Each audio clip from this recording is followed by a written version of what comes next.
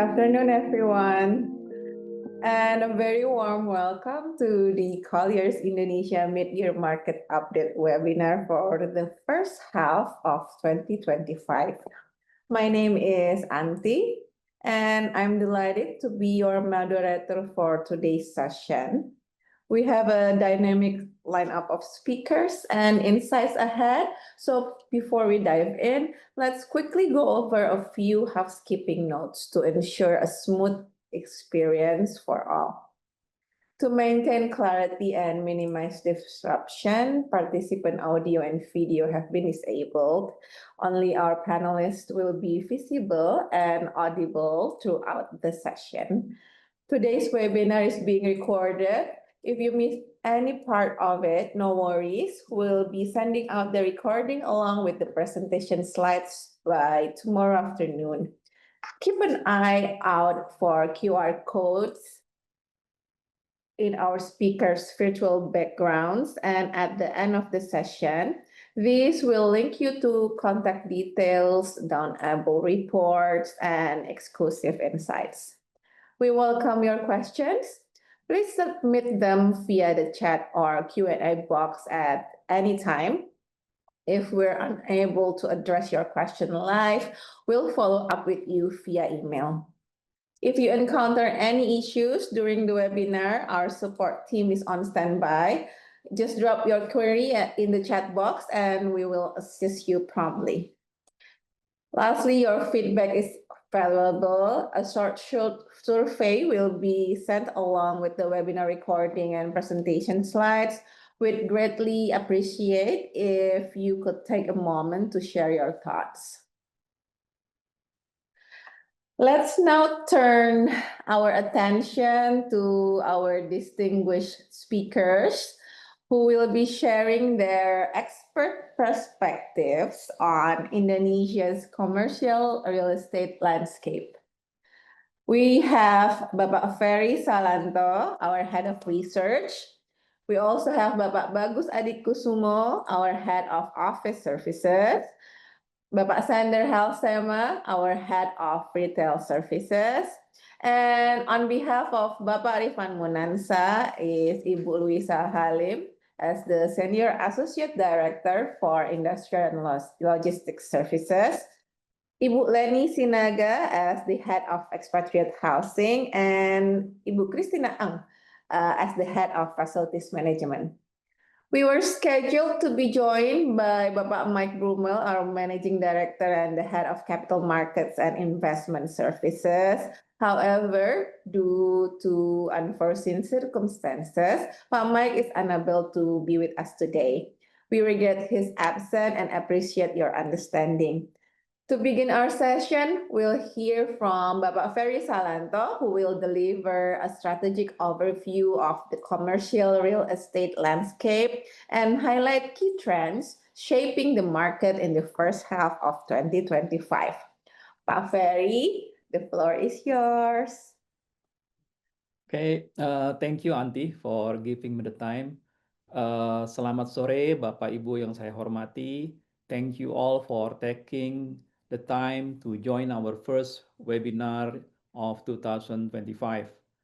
I'm here today on behalf of Mike Brummel, who unfortunately couldn't be with us today. So in today's session, I'll walk you through a brief overview of Indonesia's current economic condition, how they are affecting the property sector, and some of the government incentive that has been introduced.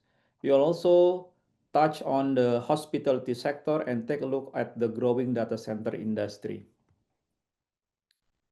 Okay, on this first slide, you'll see some of the main economic indicator, including GDP growth, inflation, and the exchange rate between the rupiah and the US dollar. In general, inflation remains under control, hovering around 1.5%, which gives Bank Indonesia some room to cut interest rates if the economy starts to slow. While the policy rate has edged up a little, is now more stable, which help maintain investor confidence and manage price expectation. Indonesia GDP's growth is currently close to 5%. While it hasn't been quite hit that mark, it's still performing better than the global average, which is encouraging. Looking ahead, there are a few risks we need to be aware of. For one, we could see some external shock, such as further interest rate hike by the US Fed Reserve or rising geopolitical tensions, which might put renewed pressure on the rupiah. And low inflation could also be a sign of weak domestic demand, which could lead to stagnation if not addressed. Lastly, the global economic slowdown could affect both our export and foreign investment inflow into Indonesia. Next slide, please. Okay, now we are discussing the main impact on Trump's trade tariff on Indonesia economy. As part of the new trade deal, US export to Indonesia are now tariff-free, while Indonesia products are still subject to a 19% tariff when entering the US market. And in the meantime, imported goods from the US, such as electronics, aircraft parts, oil and gas, grains, and pharmaceutical, are now cheaper in an Indonesian market. And this put pressure on the local business who have to compete with these lower cost imports.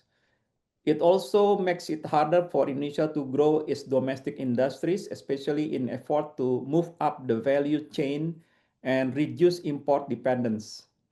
That said, the 19% tariff is still lower than the previous rate of 32%.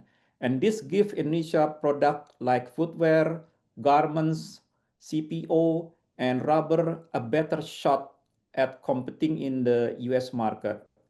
And the situation has also encouraged Indonesia to diversify its export markets and reduce its reliance on the US. In the long run, this could actually help strengthen the country's economic resilience. And on a positive note, Indonesia recently reached a trade agreement with the European Union, and under this deal, many Indonesian products will enter the EU with very low or even zero tariff, which will significantly boost the competitiveness of Indonesian export in that market. Next slide, please.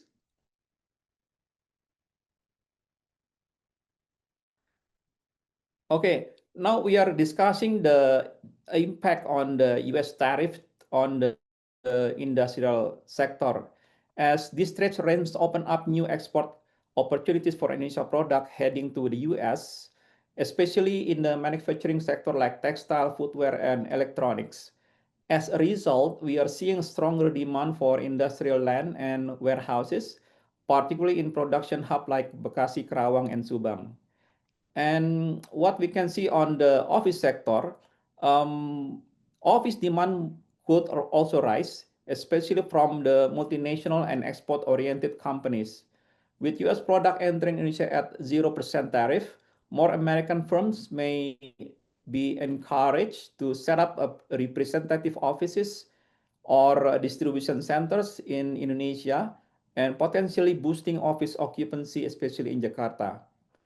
And the impact on the residential sector, if the US investment grows in areas like energy and manufacturing, and this could also drive up demand for rental apartment and expat housing, particularly in South Jakarta and industrial area like Cikarang. And the construction costs will have more pressure because imported building material and equipment, especially from China and North America, may still face tariff, pushing up construction costs by an estimated 3 to 5% for both commercial and residential projects. And on the other hand, industrial real estate holds strong growth potential, especially if Indonesia continues to attract supply chain relocation. That said, uncertainty in the global environment may delay some investor decision in the near term. Next slide, please. Okay, now we are discussing foreign investor. As you can see, foreign investors are still a bit hesitant right now. They're probably worried about things like regulation, currency stability, or how transparent the market is. But here's the good news. There are still a lot of room for to grow, especially in area like industrial zone that are part of global supply chains, and then real estate tied to tourism and the digital economy. If we can make it easier to do business, simplify land access, and offer better incentive, I think we could really boost foreign investment. And then in the domestic investment, now when it comes to local investor, they are going strong. Domestic investment is actually much higher than foreign investment, and that shows real confidence in sector like property and industry. And this trend will likely to continue. Local investors know the market well, and they are getting solid support from the government. Next slide, please.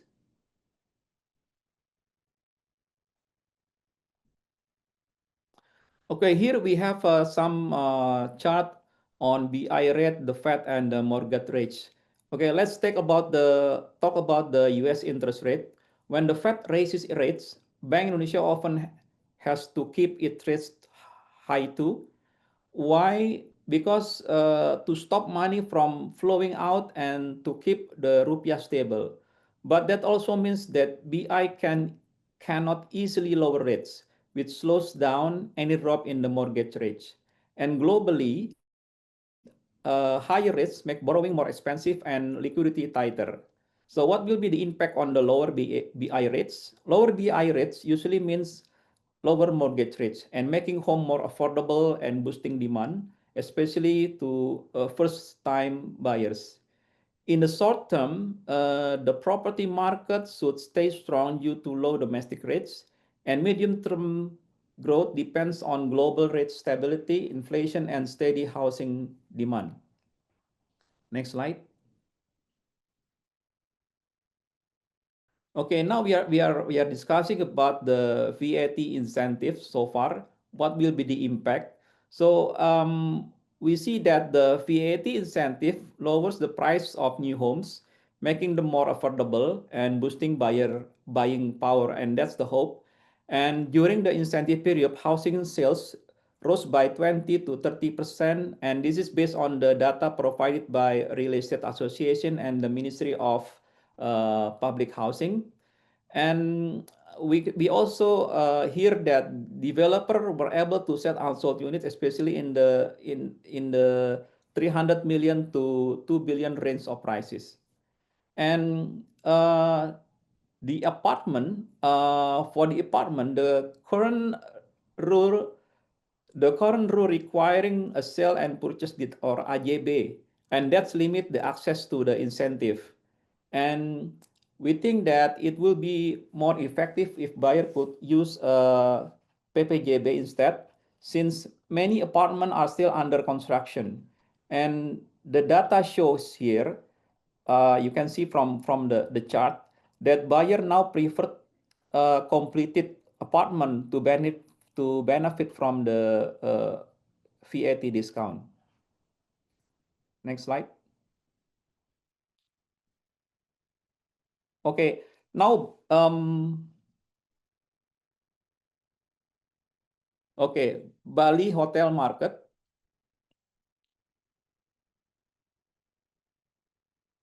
Okay, in Bali, hotel are walking a fine line. They need to keep room rates attractive while also filling up rooms, and that's especially tough in price-sensitive market. There are a lot of hotels in Bali, which mean tough competition. And during low season, this can lead to price wars and thinner profit margin. And since Bali depends heavily on international tourists, things like travel disruption or global tension can really shake the market. But there is also good news. Travel rules are easing now, and tourist demand is strong, and that's a big plus. We are seeing higher room rates, which means premium traveler are willing to spend more. Hotel that use online booking, flexible pricing, and smart marketing are staying ahead of the game.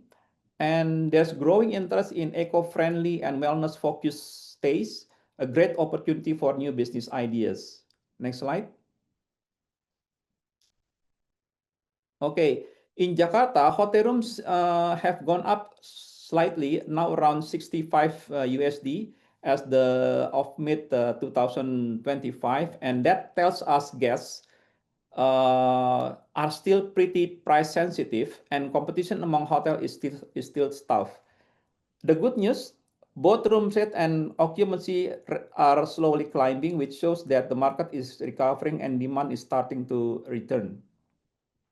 And the key market driver, Jakarta Hotel now rely a lot on government event, corporate bookings, and MICE. But earlier this year, government budget cuts made things harder for hotel, and also with more people working hybrid and taking shorter business trips, hotel needs to rethink how they serve this new type of guests. And the opportunity and is still there. Hotel that invest in technology or offer personalized experience and go eco-friendly could really stand out. Next slide. Okay, now the last part we talk about the data center. As you can see, Jakarta is aiming to become a key player in the regional IT industry, and we see that many projects are still in early stages, showing a long-term planning and investor confidence. And current capacity is still low, but there is a lot of room for future growth. Next slide. As you can see, Jakarta is quickly becoming the digital backbone of the region because it's got strong connectivity, high demand, and business-friendly environment that attracting major players. And a lot of digital infrastructure projects are still in the early stages, which show that investors believe in the long-term potential. And Jakarta will likely stay in the main hub, but as digital needs grow, other regions could start catching up too. So what's driving the market? Basically, the business and industry that are going through digital transformation and cloud adoption. There's also growing need for local data processing with AI and big data, and then also because the government regulation are pushing for more local data storage.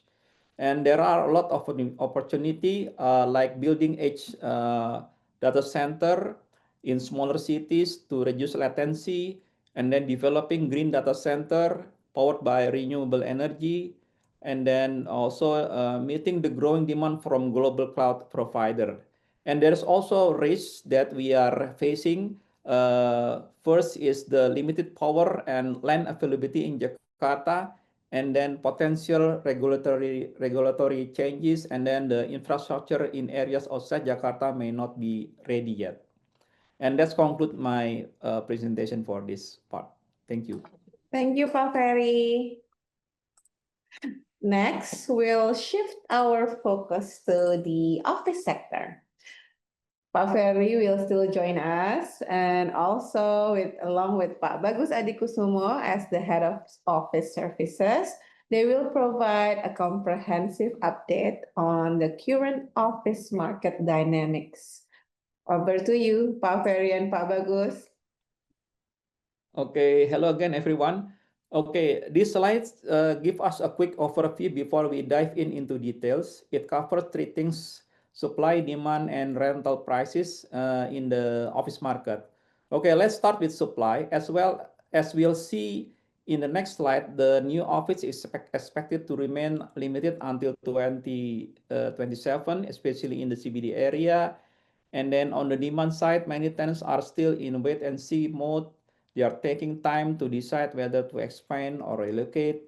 And in this kind of market, premium and grade A building are becoming more attractive because their rental prices are quite competitive. Now, here's something interesting for 2025. There's growing potential from new government institution or ministry that don't yet have their own office space. And this could help boost demand going forward. As for the renter prices, building owners are currently more focused on increasing occupancy rather than raising rents. And as market activities start to pick up again, we are seeing the gap between asking prices and actual transaction prices getting smaller compared to before. Next slide. Okay, let's take a look at this chart. What we are seeing here is that the total supply of office space is expected to stay relatively stable over the next 3 years, both in the CBD and outside the CBD. If you look at the top right chart, it shows the projected growth of office space through 2028. In the CBD, there hasn't been any new supply since last year, and that's expected to continue until 2027. And this is actually a good thing. It helps stabilize occupancy level. The next wave of new supply in the CBD is only expected to come in 2028. Now, outside the CBD, there is some growth in supply, but that's not too large. The bottom left chart show that the next 3 years, the new supply in the CBD will stay under 100 square meter, while outside CBD is around 200 square meter. And these numbers are considered healthy because they help keep the market balance and support stable occupancy rate. Next slide. Okay, let's take a look at this chart. It shows that office space supply is expected to stay fairly stable over the next 3 years, both in the CBD and outside the CBD. Um, sorry. The the rental price, the rental price are still stable, and we are not seeing any sign of increase this year. However,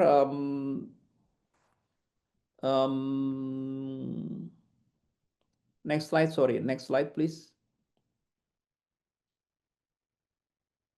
Okay.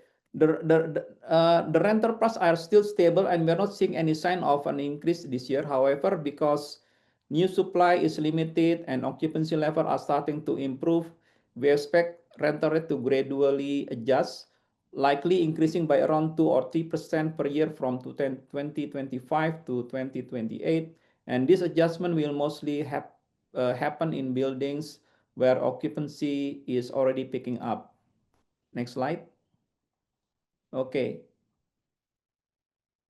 Okay. On this slide, we can see that strata title prices have stayed fairly stable, and that's mostly because there haven't been many transactions, and most of the activity is happening in the secondary market.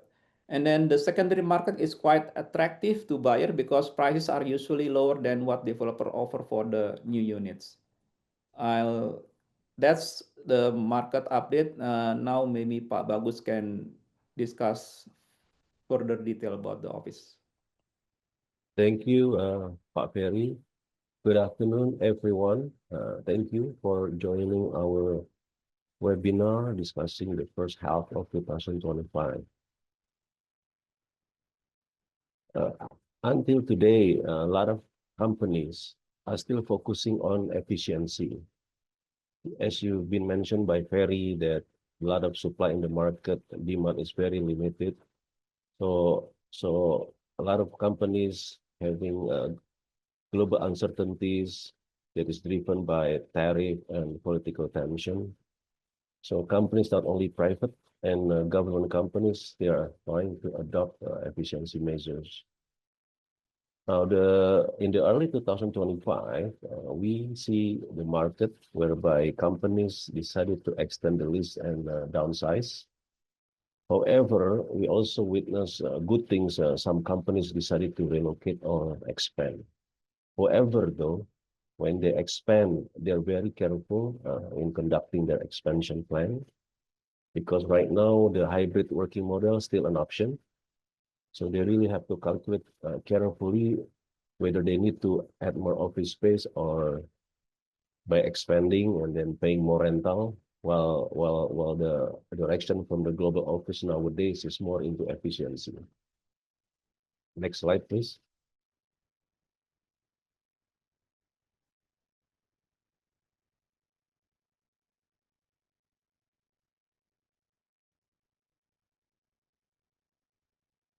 Currently, the new list and relocation that our company is working and help companies still dominated by companies that is already established for many years in Indonesia. So very limited company that is just coming into the market decided to come into the market and then sign a new list. So mostly the companies that are doing relocation or new leases dominated by the established company that is already present in Indonesia for many years.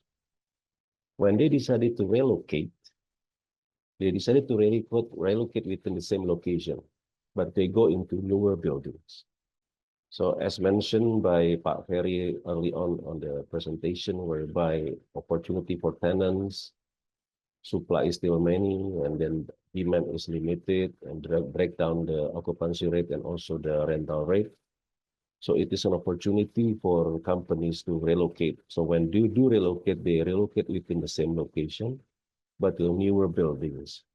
And also, they're considering relocating into the fully fit out and fully furnished space.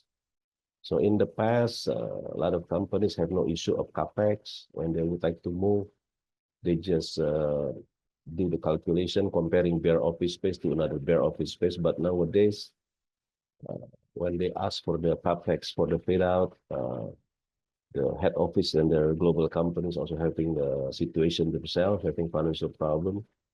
So most of the time nowadays, they don't get the approval. So when the landlord, the building that they're aiming to go to providing the capex, which means they're providing fully fit out, fully furnished space, that helps them to make the decision. Having said that, though, at the end of the day, as I mentioned in the early stage about efficiency, so they're more focusing more on the effective option of the office space. Still, the story is not changed a lot in the office market. Market is oversupply, it's tenants market. So currently, tenant has the power to negotiate. They have the more negotiating power compared to the landlords. Next slide, please.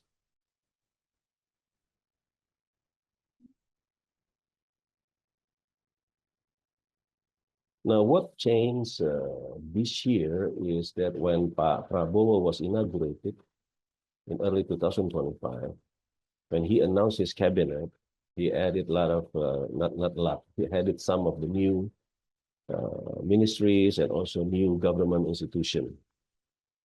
So they are actually, when they need office space, they are directed to find office space that is owned by the government. But apparently, after doing some investigating and checking, it's not many options for them. So now they're allowed to lease from the private landlords. So this helps with the demand, because nowadays we start seeing some of the new government institution or new ministry decided to sign a lease to a private landlord, a private office building. And then, as I mentioned early on, some of the tenants that are trying to move, they move into the same location, but the newer building. So now the impact of the current competitive rental rate and then the drop of the occupancy rate, these tenants are taking advantage of the good competitive rent and moving into a more premium buildings. So that is why we experience now most of the premium office buildings getting a lot of inquiry from many tenants that are looking to move. So that is why most of the office building right now is enjoying more than around 85% occupancy rate. Another thing that is quite getting more serious is that many companies, especially multinational companies, are directed by their global office to move into a certified green building. So now more and more certified green building becoming the target, because they are required to move to a green building. So recently we noticed and we witnessed some of the multinational companies move to a new office building because the current office building they're in are not certified green building. So this is an opportunity for landlord to apply in a certified green building. Next slide, please.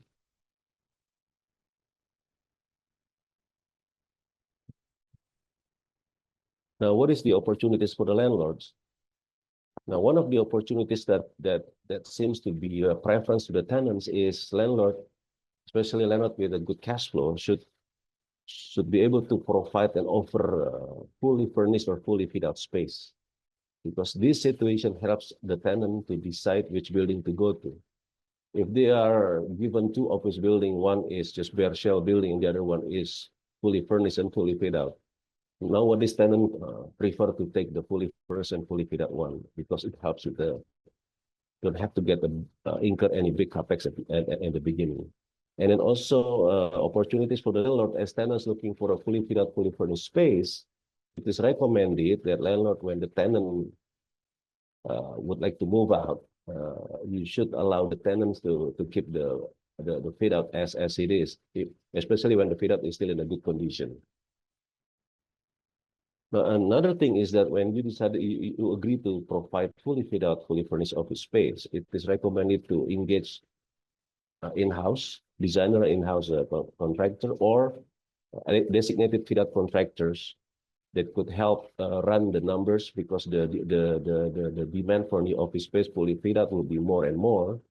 And then another thing that we would like to recommend as well, that if you do agree to do provide fully fit out and fully furnished space, to have a show unit when there is a tenants come and inspect, they could see the quality of the fit out and fully furnished condition.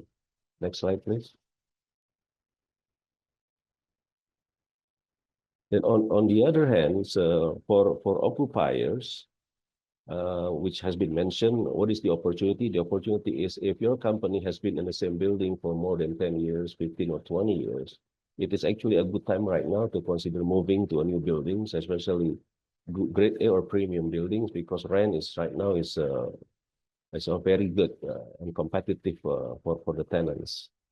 And then another opportunity also, you don't need to worry about moving and about the capex when you do the moving. If the global head office does not give you the approval, there are buildings where the landlords are willing to provide the capex, fully furnished with all the furniture, just move in. And then those capex will be added to the rent that you pay quarterly or semi-annually in advance. You're going to use 3 to 5 years. So it become like OPEX, which is not going to be a big issue normally for many companies. That wraps up my presentation. Thank you for listening, and it over to you, Auntie. Thank you, Pak Bagus and Pak Ferry, for those valuable insights. Now, let's explore the retail sector. Pak Ferry returns, this time alongside with Sander Halsema, our head of retail services. Together, they'll unpack the latest developments and opportunities in the retail real estate. Take it away, Pak Ferry and Sander. Okay, thanks, Auntie.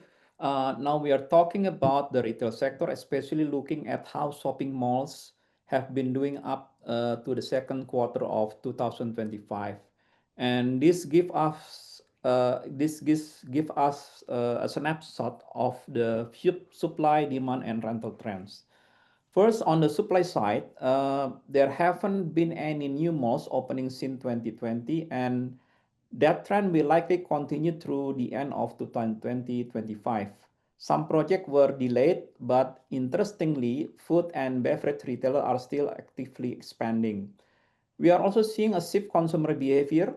More people are spending on lifestyle and hobby-related needs, and mall owners are trying to stay competitive by regularly reviewing and adjusting their tenants mix. In fact, some high-end malls with strong occupancy level are starting to consider raising their rents and service charges since they are performing above the market average.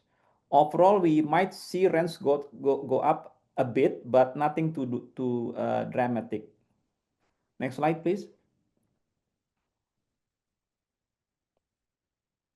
Okay, on this slide, we are looking at projected retail space supply across different parts of Jakarta, divided into 6 areas as well as nearby cities.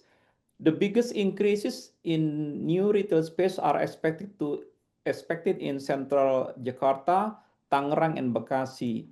You'll see the dark blue bars on the chart that represent the additional supply projected from 2025 to 2028.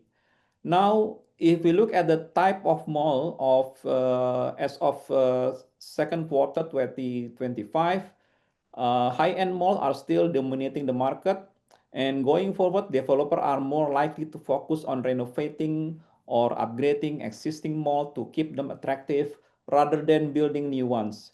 We are also seeing more small-scale, open-concept lifestyle retail center pop up, and these places are becoming popular, even though they don't directly compete with the larger malls.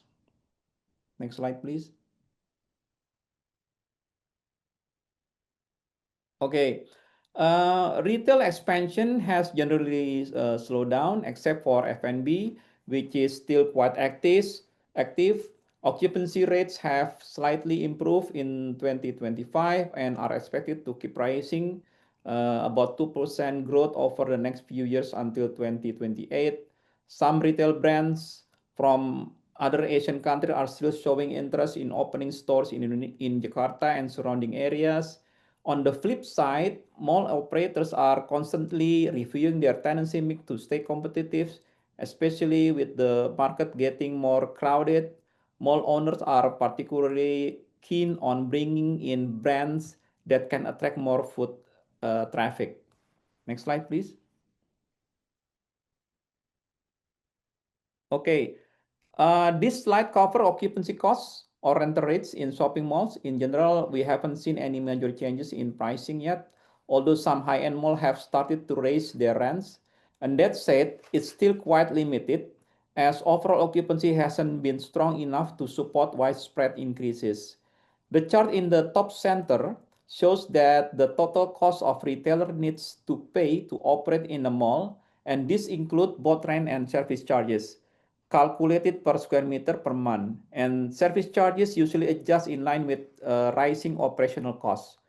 From now to 2028, rental prices are only expected to grow about 1 or 2% per year.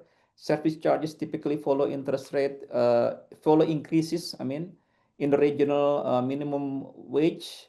So the total occupancy cost is likely to rise around 3% annually. And this slide also breaks down rent level by mall class, premium, middle upper, and middle lower for both Jakarta and Bodetabek area. And you'll see minimum and maximum in the next slide. And next slide, please. Yeah, and the average rates in the chart. And then at the bottom, there's also info on the service charges, which are indeed added component of total rental cost. So that's conclude my presentation, and I'll give it over to Pak Sander. Good afternoon, everybody. Thank you for joining the first webinar, I think, this year. I'm going to step away from shopping malls a little bit during my presentation, and I will elaborate a bit more on the phenomenon that kind of started, I would say, during COVID and has gained popularity post-COVID here in Jabodetabek, namely semi-outdoor lifestyle retail. And earlier this year, and since you're all here, I would like to advertise this a little bit. So earlier this year, we have published a report on this particular topic. And I think after all the presentations, we will share the slides. But you can use the QR code you see here on the slide to download this report. And it goes a bit more in depth, obviously, than today's presentation on this particular topic. Next slide, please.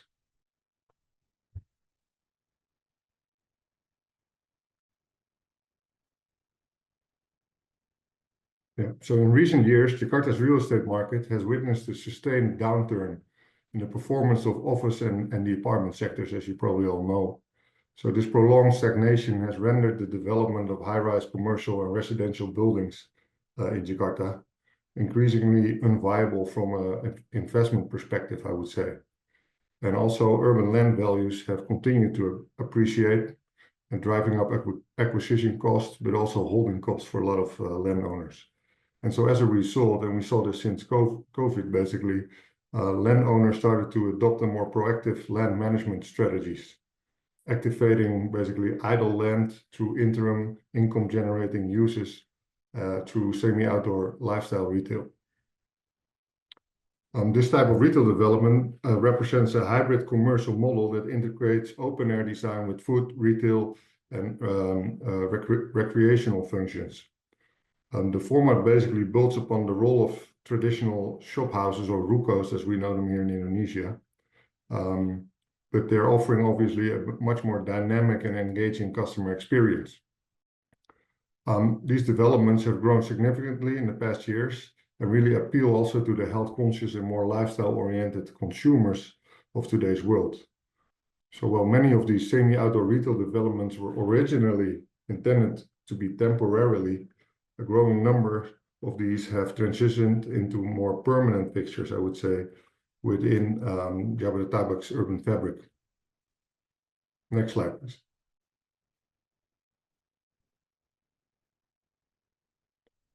So as you can see on this map, the semi-outdoor retail concept expanded beyond Jakarta, mostly into the west of the city, into the Tangerang area, I would say, which indicates a robust and dynamic retail environment that continues to adapt and also we expect to continue to thrive. So semi-outdoor lifestyle retail spaces in Jakarta typically serve as a meeting and hangout spot. So we see a lot of also during office hours, a lot of meetings being held in these type of retail spaces.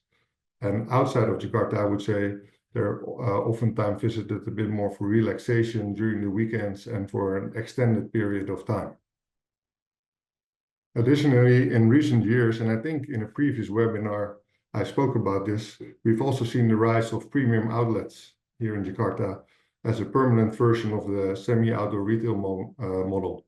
So we have, as you can see on the map, Jakarta's premium outlets, the Grand Outlet and Villaggio, both the last two, both in the east of the city. And these premium factory outlets, they're a bit different in terms of tenant composition. So outlets, premium factory outlets, are primarily focusing on high-end fashion brands rather than F&B. And F&B really serves in these type of developments as a supporting facility. And so they attract a bit kind of different kind of consumer segment, I would say. Next slide, please.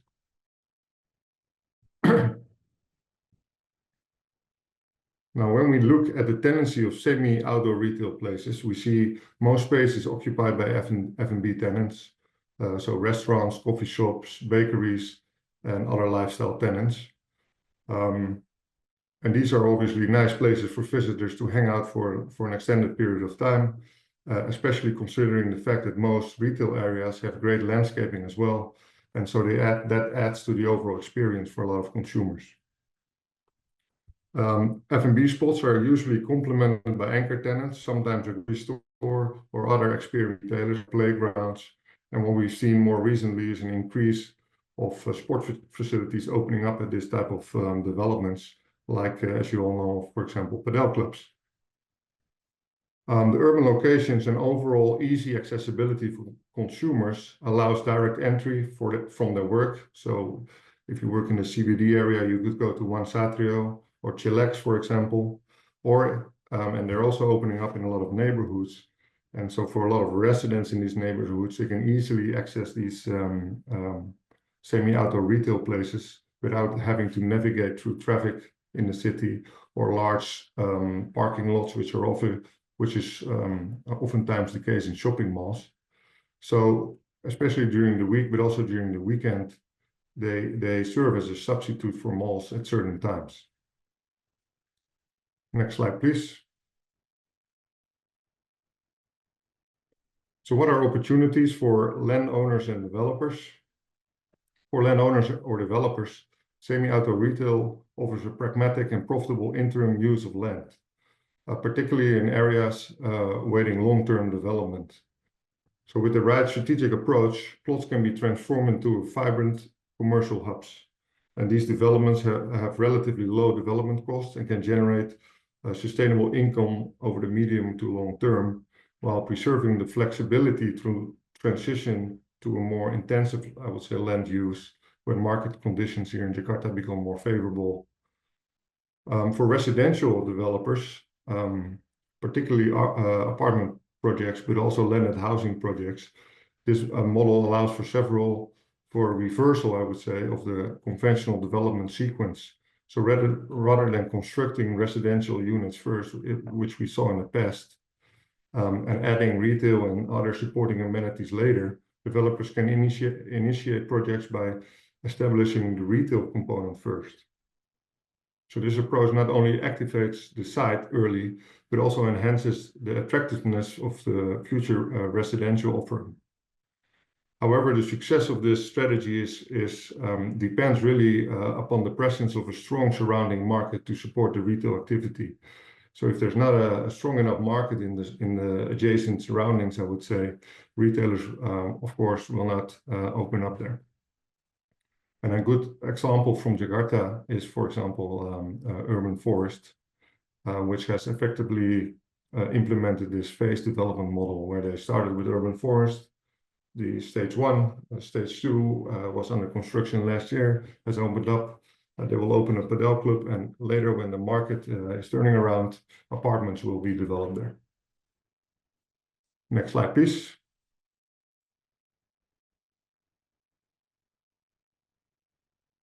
So what are opportunities for retailers? Well, rental rates in semi-outdoor retail spaces tend to be lower than those in enclosed malls.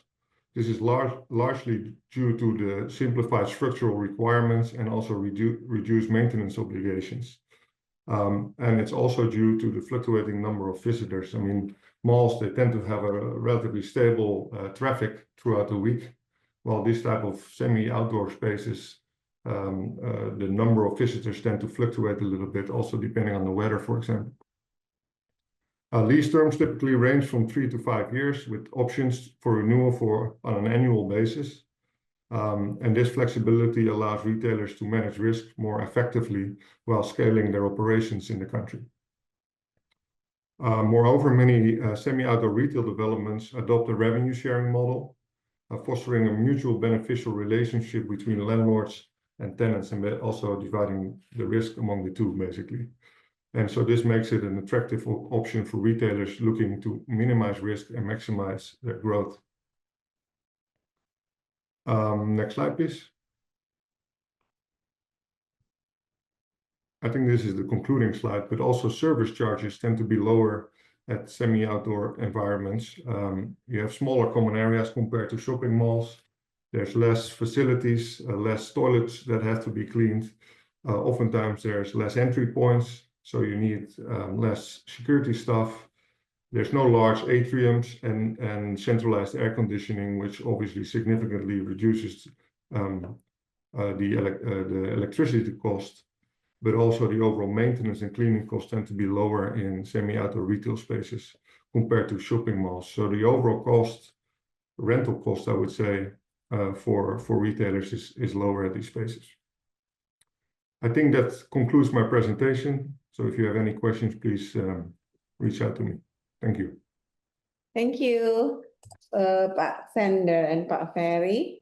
Our next segment focuses on the industrial and logistics sector. Pak Ferry will lead the discussion, followed by Ibu Louisa Halim, who will be presenting on behalf of Pak Rifan Munansa. The stage is yours, Pak Ferry and Ibu Louisa. Okay, thanks again, Auntie. As some of you that follows our market update are aware, the industrial sector has been one of the earliest and strongest performers among all property sectors.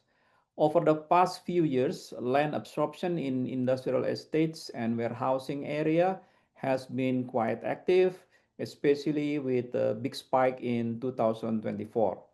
And this slide shows the performance of individual industrial estates that are still actively selling land. The data reflect condition up to second quarter 2025, and interestingly, two areas that do not usually dominate which is Arta Industrial Hill and Modern Chikande, have taken the lead in land sales, replacing more typical top performers like Greenland or GIIC. But keep in mind, this is still preliminary data and may change as more transactions happen in other areas. Next slide, please.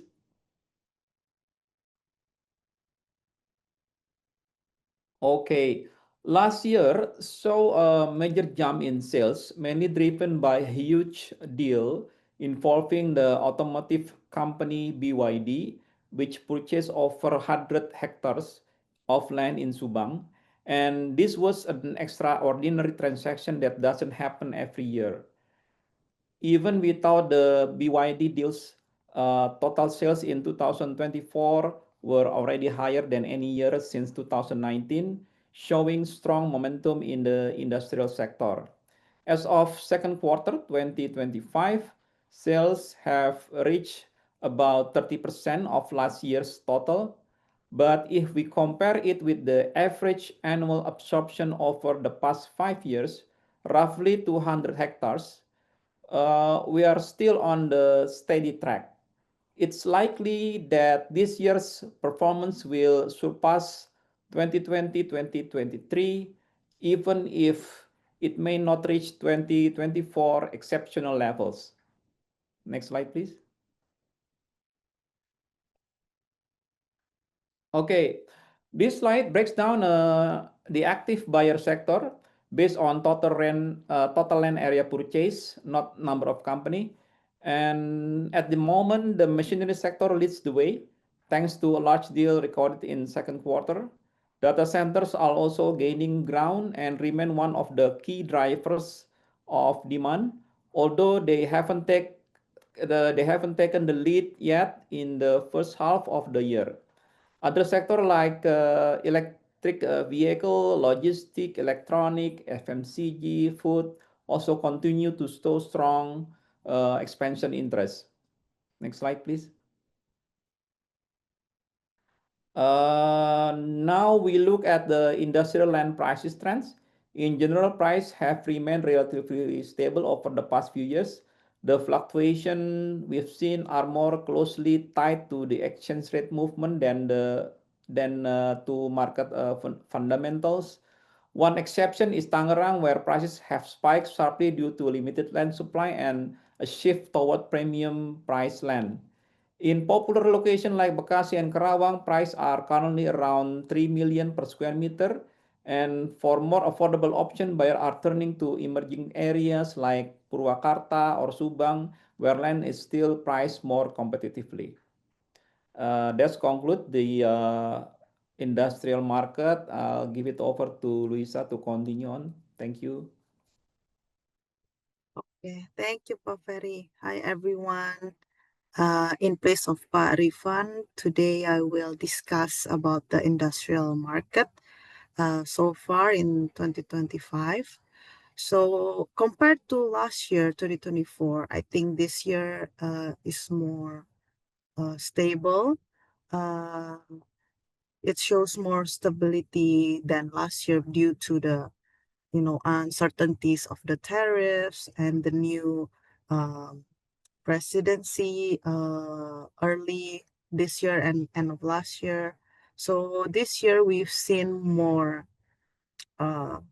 stable demand from the market, more stable market entry as well, especially the Chinese companies.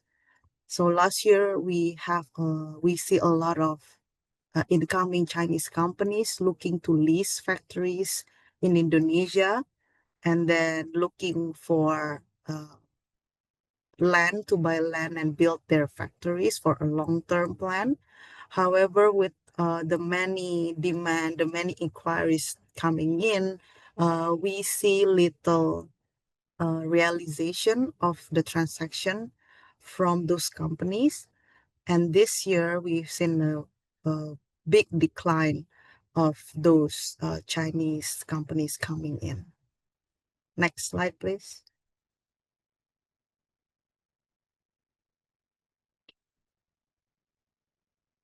Okay, so the most active I would say real estate activity in the industrial sector so far this year has been relocations and new leases.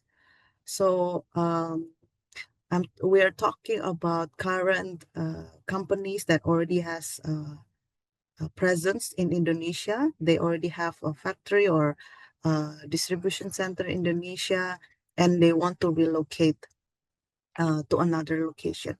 Mainly due to their current facility not being able to serve their operations anymore, or they want to expand.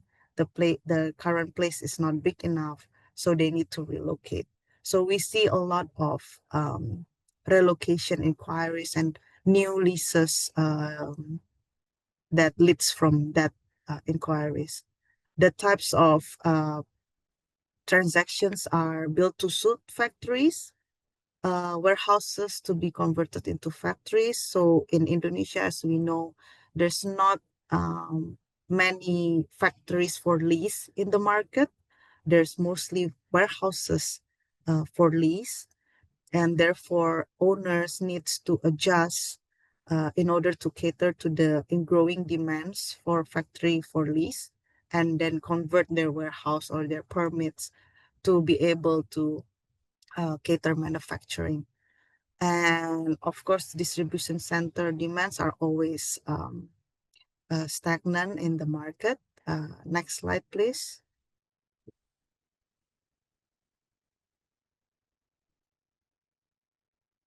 So the active sectors or type of industries in the market currently are electrical parts, home appliances. As you know, there's a big Chinese home appliance manufacturing brand that has been expanding aggressively in the market. Electronics, supermarket chain as well. We see increasing demand for spaces from them, and as well as renewable energy. Next slide, please.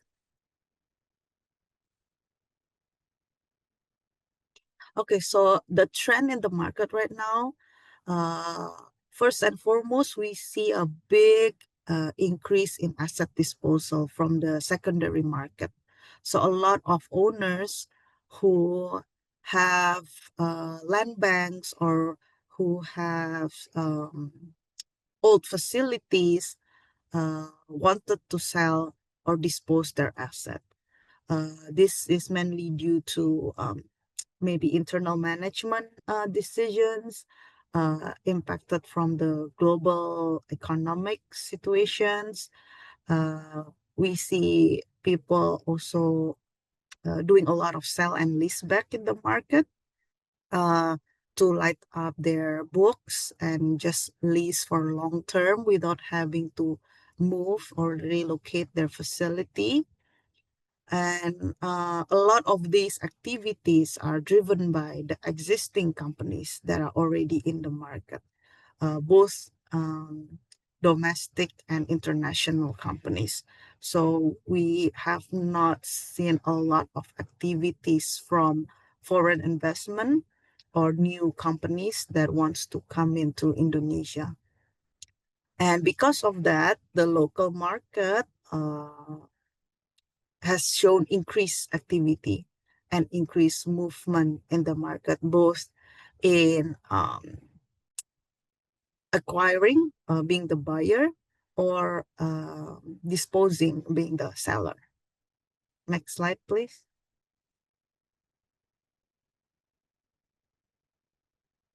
So the opportunities we see for industrial market is number one, for companies who have a lot of cash, who wants to expand their portfolio or their land banks and wants to have prime properties that are not usual in the market. We think it's a good time to spend now. Well, we see a lot of properties coming up in the market that are usually not for usually are very low supply in a specific area, but we see a couple now being a listing on the market. So currently it's a buyer's market. We would say the buyers have more bargaining power in terms of negotiation and interest.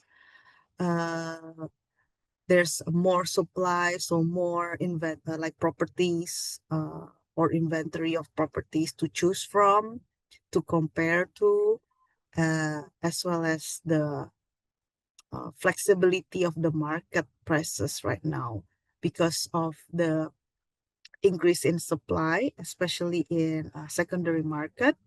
So the pricing is very competitive. And it's a good time, we think, for investors to come in and take up an asset or land bank that has been idle for a long time.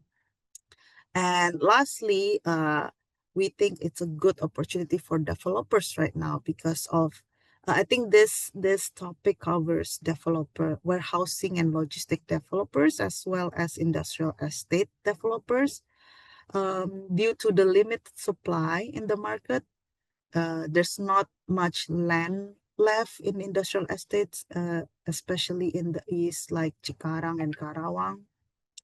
And also there's not much spaces left for rental, for leasing in the grade A warehouses in Bekasi, Cikarang, and Karawang areas. So we've seen a lot of warehouses being fully occupied this year, and there's not much big spaces left. Maybe there's like a couple of thousand here and there, but not a big chunk of space um, left in one location or like under one roof. So we see an opportunity for developers to um, make more new developments, new real industrial estates in new locations, like towards the Patimban seaport, maybe in Purwakarta area or Subang area, as well as for the warehousing market, for developers to take up more projects this year with the asset disposal trend coming up. I think they could get a few good deals in terms of land acquisition with the prices being competitive. So we think it's a good opportunity for the developers at this time to expand. Thank you. I think that's it for industrial. Thank you, Louisa, and thank you also, Pak Ferry. We now turn to the apartment sector and also expatriate housing. Pak Ferry will share market updates on both sector, followed by insights by Ibu Lenny Sinaga on expatriate housing trends. Over to you, Pak Ferry and Mbak Lenny. Okay, thanks again, Auntie.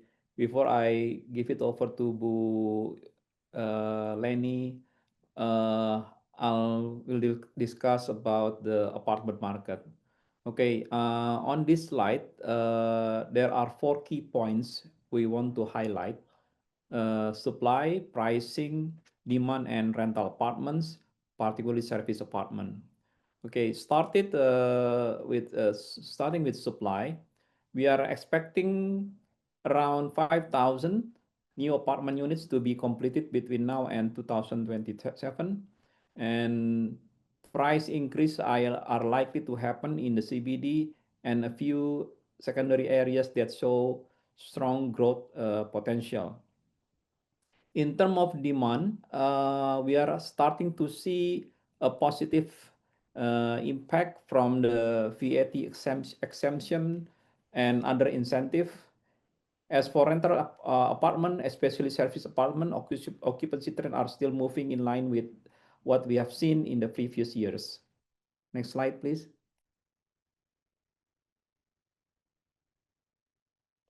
Okay. Overall, the supply of apartment hasn't picked up much compared to the pre-COVID period. This is understandable. Sales have been relatively weak, so developers are not aggressively launching new projects. Supply projection through the end of 2025 and up to 2027 remain relatively low. And this number may shift depending on the project completion timelines, but generally not by much. If you look at the chart on the bottom right, you'll see that most of the upcoming supply is concentrated in South Jakarta, which continues to be a favorite residential area for apartment buyers. We also seen a shift in buyer preferences. Before COVID, about 68% of buyers were investor. Now the split is more balanced, with investor making up about 56%, uh, and user around 45%. Can you go to the next slide, please?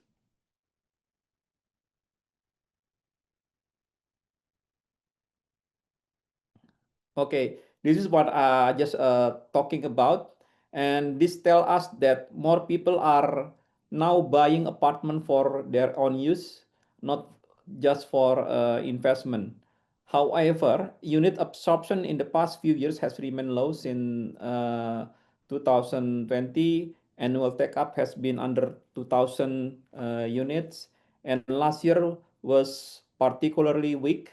And that said, that we are optimistic that 2025 will see some improvement, especially with support from the VAT incentive. Next slide, please.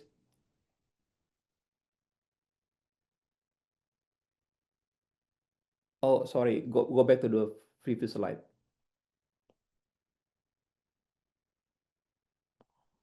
Okay, we are talking about the chart in the right below, and that's payment methods, and there's been a shift since the pre-COVID period. Back then, about 50% of buyer use installment plans directly with the developers. Now that's dropped to around 30%. In the meantime, mortgage financing through apartment loans or KPA has increased to roughly 41%. And in terms of pricing, we haven't seen any major movement, mainly because the market is still slow. I mean, price remains a very sensitive issue in this kind of low sales environment. Next slide, please. Okay. Okay, this last slide focuses on the performance of service apartment, which can be a good benchmark for the overall rental apartment market. Average rental rate has been trending upwards in 2022, as shown in the chart on the lower left. And there was a slight dip in 2024, but keep in mind this is based only on data from the first half of this year. So usually in the second half, we see a pickup, especially as more expatriate returns. That will help stabilize occupancy and give us a better reflection of the overall market condition. So to understand more about the expatriate market, let's hear from Ibu Lenny, which will give her presentation after this session. So thank you, Bu Lenny, over to you. Terima kasih, Pak Ferry. Good afternoon, everyone. Today, I'll be focusing on the expatriate housing market in Jakarta. As the global mobility patterns shift and multinational companies continue to assign expatriates to Indonesia, understanding the evolving housing preferences, occupancy rates, and rental trends becomes very essential. So our goal today is to help you stay ahead by understanding where the market is going and how we can adapt to better serve our clients and landlords. Let's begin by looking at the key market trends. location preferences and landlord strategies that are currently shaping expatriate housing in the first half 2025. In this slide, we highlight key residential area in Jakarta, so such as Pondok Indah, Cipete, and some of Cilandak and the CBD area. So which attract expatriates with families due to their proximity to international schools, gated communities, and lifestyle amenities. Next slide, please.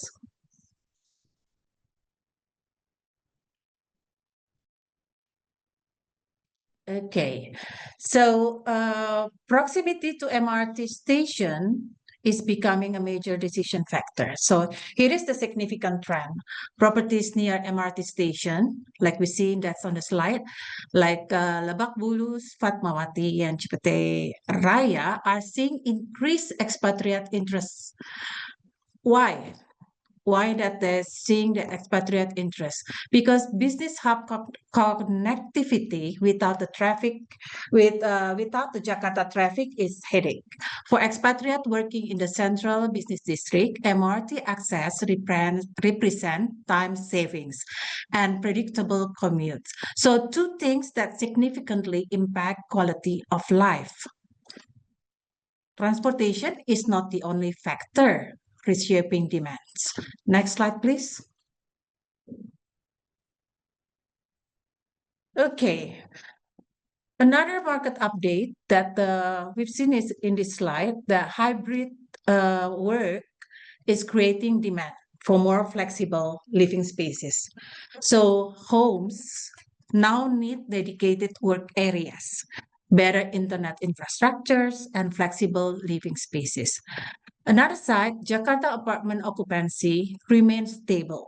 Okay, so we can say that 75 to the 80% favoring landlords. So this creates an interesting dynamic where tenants want more, but landlords maintain pricing power. Next slide, please.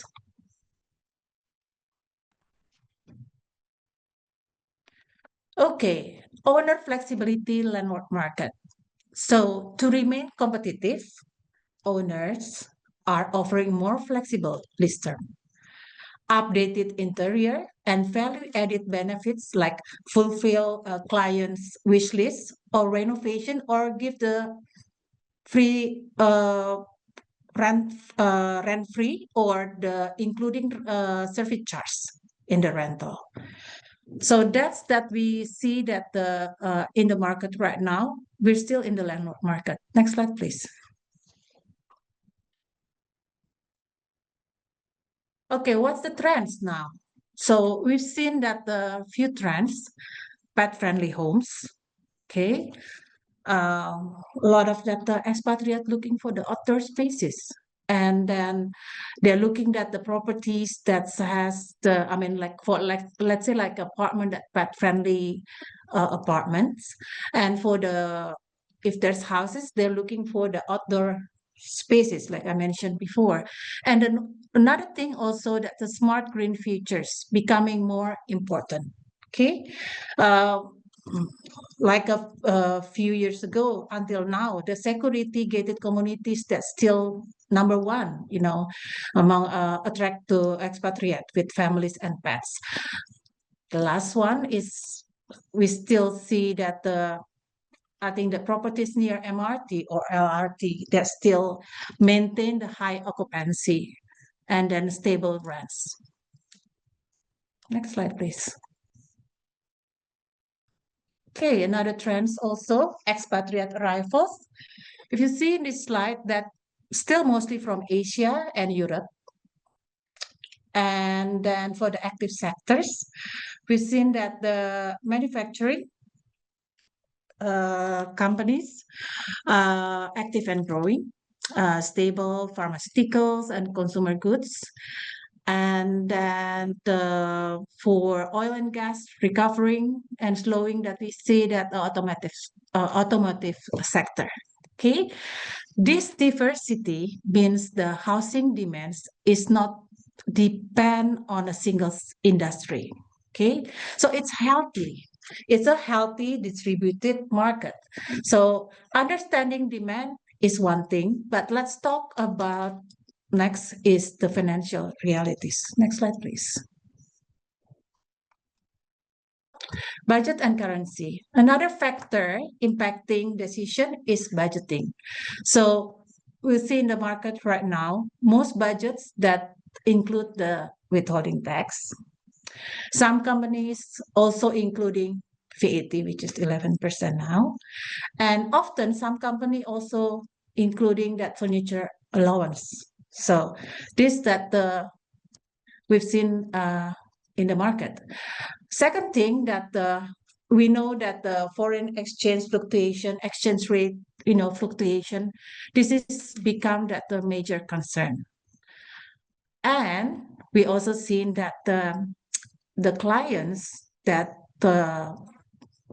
asking that about the what you call that the separation or the breakdowns, when we give that the price, they want to know how much that the basic rentals, how much they have to spend, the utilities, water, electricity, internet, etc.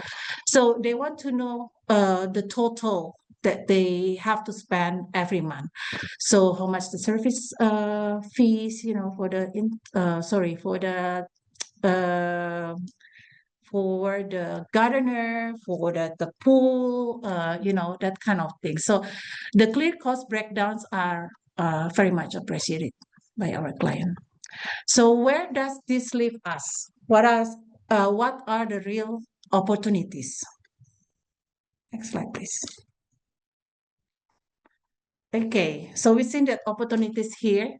The key opportunities include marketing MRT, proximity should be your lead selling points, okay?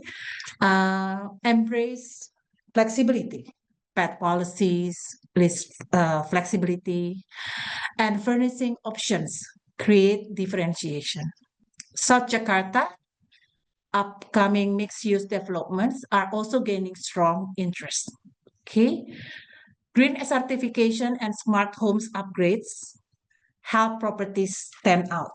So these factors increasingly influence tenants to make decision. Okay, so to summarize, the expatriate housing market in Jakarta continues to show healthy demand, particularly in well-connected and family-friendly area. However, evolving expectation such as flexible spaces, transparency in costs, and lifestyle features, so are reshaping how properties are marketed and leased. So the market rewards those who understand and adapt to expatriate preferences.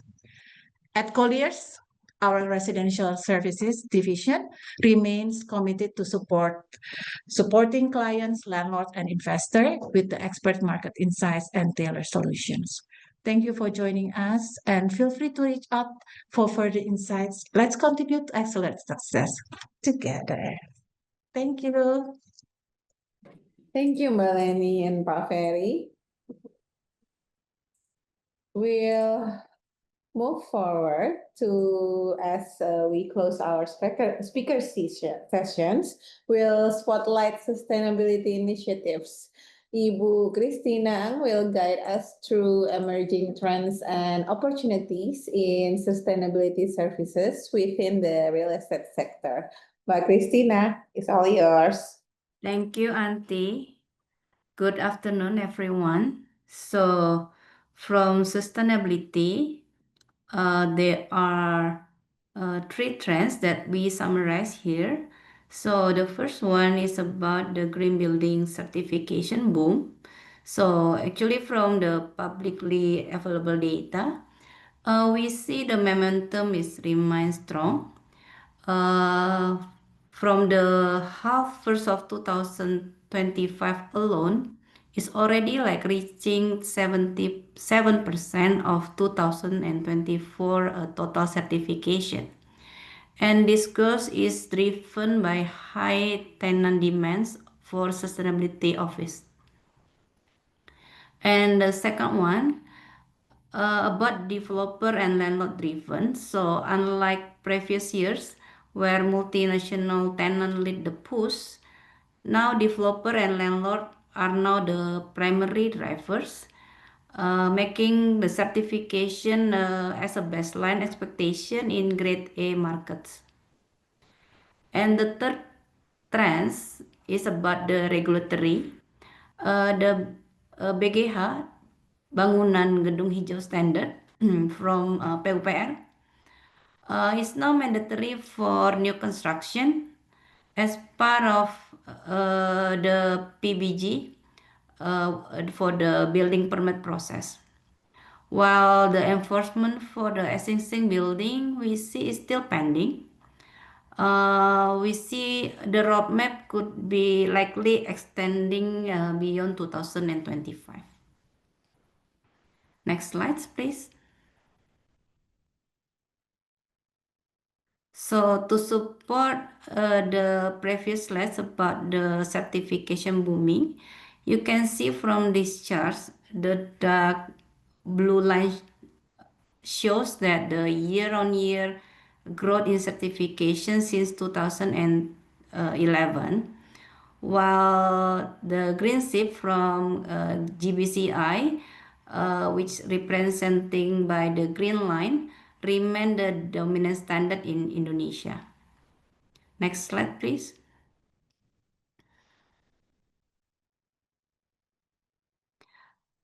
If you see the left chart, you can see that the green building, the green strip from Green Building Council Indonesia, as I mentioned before, remain the top choice in Indonesia, that has 44% of share, because valued for their local relevance and also robust assessment criteria if we compare with Edge. While lead, which is in the middle, remain in the mix because what we see typically selected by project with international assignment and aspiration. And if you see the right chart, we can see that office building lead with 67% since 2011, while in 2025 the share is 88%, and then followed by industrial, retail, residential, and others. So the segment leader is the grade A CBD office, which take about 54% certified, so showing this green standard are well established in premium office spaces. Next slide, please. So what we see as opportunities, grade B and C has a potential because the certification remain low. So it's offering opportunities for a developer to stand out and meet the market demand. And secondly, the non-office sectors also are in early green adoption, so giving proactive developer a chance to lead. And the last one about energy efficiency, this is very interesting because we see that actually there are many low cost and capex free solutions that remain underused, while actually they are offering a quick ROI. Also, potential of share saving with the ESCO, the energy service companies, and also, of course, the strong sustainability benefits. Okay, at the next slides, you can see that compared with the conventional building, according to GBCI, the green building has additional 10 to 11% of investment compared to the conventional one. but the payback is under 5 years through energy savings. So with benefit compounding over the building lifespan. So integrating the sustainability since design and construction is far cheaper than retrofitting it later. Next.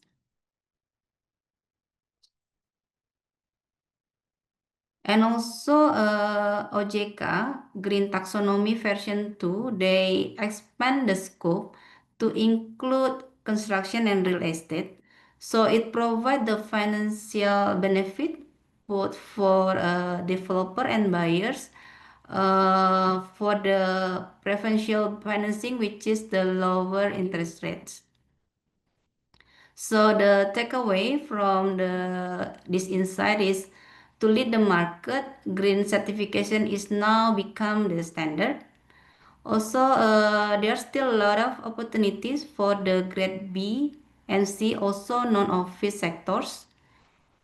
Are still wide open. And as we see that although the green building has additional capex, but actually at the end they will provide quick ROI, and also developer will enjoy the cost saving.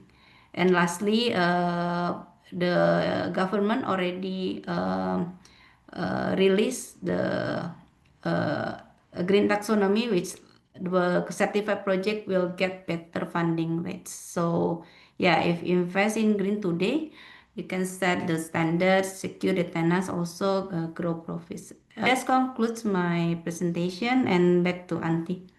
Thank you, Mbak Christina. So that's our last experts to share their insights. And as we wrap up our presentations, I know it's already quite tight with the timing, but let's open the floor for our Q&A session. We already received a few questions, and we'll be addressing to some of them. If we don't get to your question during this live session, rest assured we'll follow up with you via email with detailed response, and we already take notes of every questions in the question and answer box. So let's begin the question and answers. Also, do not forget that there are already QR codes up on the screen. You can download our reports, join our subscription for news flash and updated quarterly reports and insights, and also to connect with our experts. Don't forget to try to scan those QR codes. Let's begin the question and answer. We'll start with a question for office sector. So I hope that Pak Bagus can help me answer to this question from Bapak Nobel Alamsyah. Pak Nobel asks about the insight in the current global uncertainty in 2025. What is the best strategies can be applied by office property developers to maintain occupancy rates while expansion must still continue considering market demand, Pak Bagus? Yeah, very good questions. Currently, as Pak Pak Nobel has been informed, is actually tenants market, and occupancy is about 70-something%, and rental rate is competitive. So is recommended for landlords nowadays to become flexible and accommodative, meaning that you should continue keep the tenants stay in the building and renew, and becoming flexible in a sense that address the concern that the tenant has as much as possible. As I mentioned also in my presentation, efficiency, cost cautious option. So there are many office building out there with the occupancy rate is still struggling. So there are they can come and offer your existing tenants a very good rent. So I think number one is flexible, accommodative, address the tenant's concern, and maintain the building maintenance has to be keep up to make sure that tenants are happy in your building. So addressing all their concern, because global uncertainty now comes with there is wars here and there, so we don't know when it's going to be ending. So that's our recommendation, Pak Nobel. Okay, thank you, Pak Bagus. One more, Pak Bagus, for office from Bapak Millennial Salsabil from Grand Indonesia. For office buildings with a relatively high occupancy rate, let's say above 90%, what is the most appropriate strategy at this time to maximize the remaining 10% occupancy? Well, And yes, sorry, Pak. yeah, Pak, what is his name again? Pak Millennial. Pak Millennial, congratulations, Pak. 90% is a very good occupancy. You have the least problem of office building with 90%. Now, I think my recommendation is the remaining 10%. You should focus on selecting the tenants and then improve the rent, because I'm pretty sure some of the tenants that takes up your 90% occupancy, maybe there are times you offer a very low rent, very competitive and consider low rent. So the 10%, I think it should be the time for you to get up the rent as high as possible to make up the loss at the earlier stage when you get up the 90%. And again, as I mentioned about the tenant capex, yeah. So that could be something that you could do as well to open up for the providing capex for paid out for expenditures, because there are tenants that at least that Colliers are currently handling would prefer to go to the building that could provide the fully furnished office space, whereby they don't have to incur any capex. And if you could provide those, and then selective tenants and rent is relatively premium, I think you could focus on those tenants criteria. Thank you, Pak Bagus. We're Thank moving you. to retail sector. Sander, there's a question from Bapak Indro Cahyono.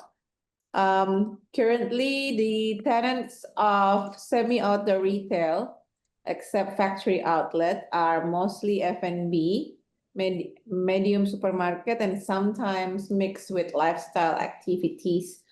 And how about the growth of specialty tenants in established malls? Well, in established malls, and I think I mentioned it in previous webinars as well. I mean, we also saw a slight shift in terms of the tenancy mix, more towards also F&B and experience or lifestyle tenants, right? So where you had 5, 6, 7, 8 years ago, you had if you looked at a total mall, maybe 20% was occupied by F&B and experienced tenants. Now that is for most malls, that's far above 30%, right? So also the major malls are looking much more into F&B, into lifestyle, into experience compared to the past, I would say. I hope that answers the question. Okay, thank you. Last two questions because we're really tight on time. For sustainability, by Christina, there's a question. What are the key challenges to making sustainable housing affordable, and how can the industry address them? Okay, it's a great questions, Auntie. So what we see the main barriers, they are the high land prices, and also higher upfront costs, as I mentioned before. Yeah, the sustainable project upfront costs could more than 10 to 15% compared to conventional buildings, and also limited financial incentive. However, yeah, due to the highland prices, we see as the solution is the low-rise housing in the dense areas.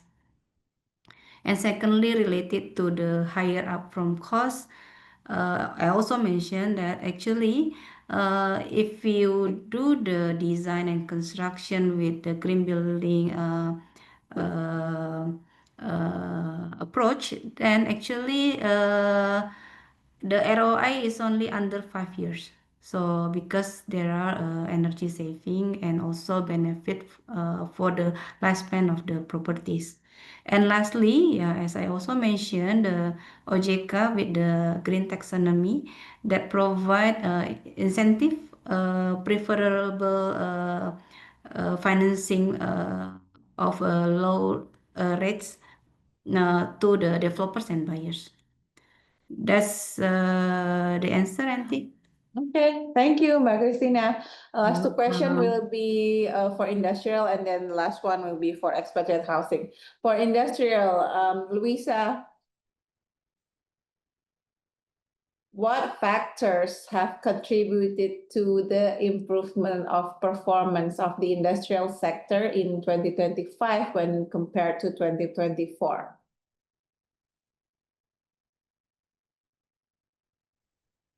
Hello. Yeah, I think it's due to the more stable economy, mainly because of the tariffs and the new uh, presidency in Indonesia. I think those factors play a big role in this year's performance in industrial, because many of the tenants or the investments coming in from overseas are mainly due to the different tariffs and the different costs, comparables in different countries. So when companies come in, they usually compare Indonesia to the other Southeast Asian countries. What are the land prices, the uh, uh, tariffs, or any other costs, employment costs, and things like that. So I think this year we will see more stable demand, where the people or the companies that wants to come into Indonesia will eventually uh, realize their plan. And for those who are just asking around, last year we see them uh, staying in their respective countries or looking at other countries. So yeah, I think that's the main points for this Okay. year's performance. Okay, thank you, Louisa. Last question from Pak Erwin. Mbak Lenny, is the expatriate market report exclusively focused on Western expatriates, or does it also encompass expatriates from Asian countries? Hello, Pak Erwin. Thank you for your question. Well, that's our report, the expatriate housing report, actually, that for all nationality, all expats, not only focus in the Western European but all, including Asia. So I suggest you to scan our code. There is the quarterly reports. Okay, so there is the detail about housing market, expatriate housing market. Thank you. Thank you, Ferry, and thank you for all of the attendees for today's session. We already almost 15 minutes past our time. So don't forget to check your email tomorrow. We will be sending all the presentations and also the recording. Please give us some time to finish all the recording and making sure that it's uploaded and you can access it directly. before we conclude, here are a few final reminders. If you have any additional questions or need further information, feel free to reach out to us via email. And please take a moment to complete our short survey tomorrow inside the email. Your feedback help us improve and deliver even more impactful sessions in the future. On behalf of the entire Colliers Indonesia team, thank you once again. We look forward to connecting with you again soon. Thank you, everyone.